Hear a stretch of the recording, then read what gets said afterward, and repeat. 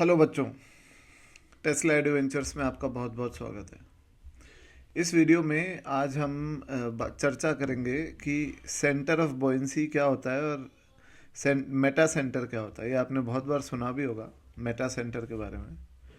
तो देखिए, सबसे पहले अगर मैं सेंटर ऑफ बॉयंसी को डिफाइन करूं तो ये उस लिक्विड का सेंटर ऑफ ग्रेविटी होता है जो लिक्विड सॉलिड ने डिस्प्लेस किया हुआ है। विच मीन्स कि जैसे अगर हम ये वाला फर्स्ट वाला सिनेरियो ले लें, इस सिनेरियो में आप ये देखिए कि जो ये सिलेंडर है, ये सिलेंडर इस लिक्विड में कुछ डूबा हुआ है।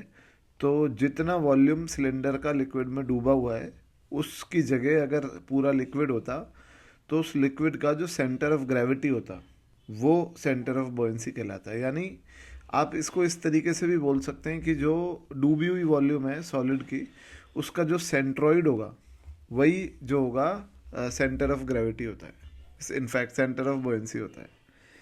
तो सेंटर ऑफ बॉयंसी जो है वो एक ऐसा पॉइंट है जहाँ पे आप बॉयंसी को कॉन्सेंट्रेट कर सकते हैं और वहाँ पे आप उस पॉइंट पे मान सकते हैं कि पूरी बॉयंसी एक्ट कर रही है। ठीक है। और मैंने जैसा आपको बताया कि सेंटर ऑफ बॉयंसी जो है वो डूबे हुए वॉल्यूम का, जो सॉलिड की वॉल्यूम डूबी हुई है उसका सेंट्रॉइड होता है। अब मैं आपको ये बात को अच्छे से समझाता हूँ। जैसे ये एक सिलेंडर है और ये एक यूनिफॉर्म मास डिस्ट्रीब्यूशन है, यानी सिलेंडर की डेंसिटी हर जगह यूनिफॉर्म है। और ये सिलेंडर h/2 बाहर है और h/2 अंदर है और ये फ्लोट कर रहा है। तो इसका मतलब ये क्लियर है कि सिलेंडर का जो डेंसिटी है वो लिक्विड की डेंसिटी से कम है, हाफ है। तो यहाँ पे आप ये देखेंगे कि जो सिलेंडर का सेंटर ऑफ ग्रेविटी है वो बॉटम से h/2 पे होगा और टॉप से भी h/2 पे होगा। पर जो सेंटर ऑफ बॉयंसी होगा सिलेंडर का, वो बॉटम से जो है वो h/4 पे होगा। अब ऐसा इसलिए हुआ क्योंकि जो सिलेंडर का सेंटर ऑफ बॉयंसी है वो इसके डूबे हुए वॉल्यूम का ज्योमेट्रिकल सेंटर होगा, सेंट्रॉइड होगा। तो जो सिलेंडर का डूबा हुआ वॉल्यूम है वो h/2 हाइट है और उसका जो सेंट्रॉइड होगा वो बेस से h/4 ऊंचाई पर यहाँ पर रहेगा। तो ये होगा सेंटर ऑफ बॉयंसी। और अगर हम इस कोन की बात करें, अब आप ये गौर कीजिए कि अगर मैं सिलेंडर को धीरे धीरे अंदर लेता हुआ जा रहा हूँ तो जो सेंटर ऑफ ग्रेविटी है वो तो वहीं है, अपनी जगह पे ही रहेगा। पर जो सेंटर ऑफ बॉयंसी है वो सेंटर ऑफ ग्रेविटी के पास आता जाएगा। और जब ये सिलेंडर पूरा का पूरा पानी में आ जाएगा, पूरा का पूरा लिक्विड में डूब जाएगा, तो सेंटर ऑफ बॉयंसी और सेंटर ऑफ ग्रेविटी एक ही पॉइंट हो जाएंगे, क्योंकि तब जो है पूरे सिलेंडर का जो ज्योमेट्रिकल सेंटर होगा या सेंट्रॉइड होगा वही सेंटर ऑफ बॉयंसी होगा। और क्योंकि पूरे सिलेंडर की बात हो रही है इसलिए वो सेंटर ऑफ ग्रेविटी भी होगा। पर अगर अब यहाँ हम बात करें कि एक कोन है जो पूरा का पूरा पानी में डूबा हुआ है, तो अब आप देख सकते हैं कि जो इस कोन ने पानी डिस्प्लेस किया है वो भी कोनिकल शेप का ही होगा और सेम डायमेंशन होंगे। तो हम ये कह सकते हैं कि जो कोन का ज्योमेट्रिकल सेंटर होगा या सेंट्रॉइड होगा, जो कि सेंटर ऑफ ग्रेविटी भी होगा, और वो आप जैसा जानते हैं कि बेस से h/4 ऊंचाई पे होता है, तो यही सेंटर ऑफ बॉयंसी होगा और यही सेंटर ऑफ ग्रेविटी होगा। ठीक है। तो अब कभी भी इन केसेस में, यूनिफॉर्म मास डिस्ट्रीब्यूशन के केसेस में, ऐसा नहीं हो सकता कि centre of buoyancy centre of gravity से नीचे चले जाए, है ना। ये चीज़ पॉसिबल नहीं है, क्योंकि जब ये ऑब्जेक्ट पूरा डूबा हुआ होगा तब भी यही होगा कि सेंटर ऑफ ग्रेविटी और सेंटर ऑफ बॉयंसी एक ही पॉइंट है। पर अगर मास डिस्ट्रीब्यूशन नॉन यूनिफॉर्म हो तब क्या होगा? तो ये एक नॉन यूनिफॉर्म मास डिस्ट्रीब्यूशन है जिसमें सॉलिड की डेंसिटी इस तरीके से वेरी कर रही है कि इसका जो सेंटर ऑफ ग्रेविटी है वो बेस से h/4 ऊंचाई पर है। इसका मतलब है कि जो इसकी डेंसिटी है वो लोअर हाफ पार्ट में ज़्यादा है और अपर हाफ पार्ट में डेंसिटी कम है। तो अगर आप इस सिलेंडर को पूरा डुबो देंगे तो इसका जो सेंटर ऑफ बॉयंसी होगा वो h/2 पे ही होगा बेस से, पर सेंटर ऑफ ग्रेविटी h/4 पे होगा। अब ऐसा इसलिए हुआ क्योंकि ऑब्वियसली जब ये आपने पूरा डुबोया तो इसने जो लिक्विड डिस्प्लेस किया वो एक सिलेंड्रिकल शेप का था और उस सिलेंडर की हाइट h थी। तो वो जो लिक्विड डिस्प्लेस हुआ उसकी डेंसिटी तो कांस्टेंट ही है ऑब्वियसली, क्योंकि लिक्विड तो सेम ही डेंसिटी का है। तो उसका जो सेंटर ऑफ बॉयंसी होगा वो तो उस लिक्विड के सिलेंडर के बीचों बीच होगा, पर क्योंकि इस सॉलिड का जो मास है वो नॉन यूनिफॉर्मली डिस्ट्रीब्यूटेड है, इसीलिए सॉलिड का जो सेंटर ऑफ ग्रेविटी होगा वो नीचे से h/4 डेप्थ ऊंचाई पे होगा और ऊपर से 3h/4 डेप्थ पे होगा। तो इस नॉन यूनिफॉर्म मास डिस्ट्रीब्यूशन के केस में हम कह सकते हैं कि सेंटर ऑफ ग्रेविटी और centre of buoyancy same point नहीं होंगे और पूरा डूबने के बाद भी, और centre of gravity centre of buoyancy से नीचे होगा।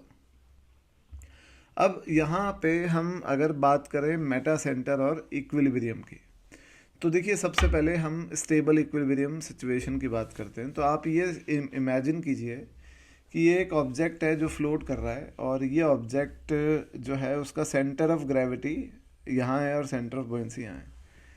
अब आप जब इसे टिल्ट कर देंगे हल्का सा, तो देखिए ऑब्वियसली टिल्ट करने से होगा ये कि सेंटर ऑफ बॉयंसी अब चेंज हो जाएगा। वो इसलिए चेंज होगा क्योंकि अब जो डूबी हुई वॉल्यूम है वो कुछ इस शेप की है, आप देख सकते हैं। तो इसका geometrical centre he centre of buoyancy होगा। तो जो बच्चे ये सोचते हैं कि सेंटर ऑफ बॉयंसी चेंज क्यों हुआ, तो वो मैंने रीज़न आपको बता दिया कि पहले डूबी हुई वॉल्यूम जो है वो सिलेंड्रिकल शेप की थी, और अब जो डूबी हुई वॉल्यूम है वो इस शेप की हो गई, तो सेंटर ऑफ बॉयंसी बदल जाएगा, पर सेंटर ऑफ ग्रेविटी वहीं रहेगा जहाँ पहले था। तो अब आप ये देखिए, ये पॉइंट देखिए जहाँ पे ये जो बॉयंसी फोर्स है ये इस सेंट्रल लाइन से कोइंसाइड कर रही है, मतलब इंटरसेक्ट कर रही है।